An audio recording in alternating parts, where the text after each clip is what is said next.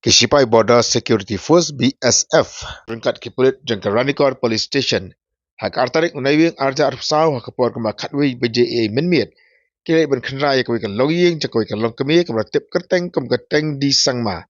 Kema dap sapu asnam karta na kasnang tila gaun kema haba po Karajai Border Outpost Southwest Castle District.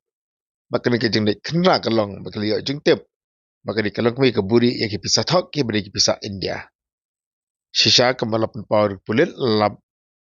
Shisha kemala suma di Pulit akan dikijeng di kenal lap. Yang kepisah Thok kabah nyepo Hajar Tyngka kabah kentup ya kicis pak. Sepu teli ki kotsan spak. Yang kateng di syirai kipi kila kem no bagi pengat adu khasau sengi apa ke judicial custody ban pelang ya kejeng toket. Hari ke kembal kili tu.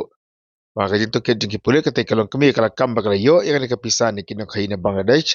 Lembak ki kam kahi pateng jongka bat kantai ruban salan Leban Rasha India, ada penjaga apa India yang kena kepisah.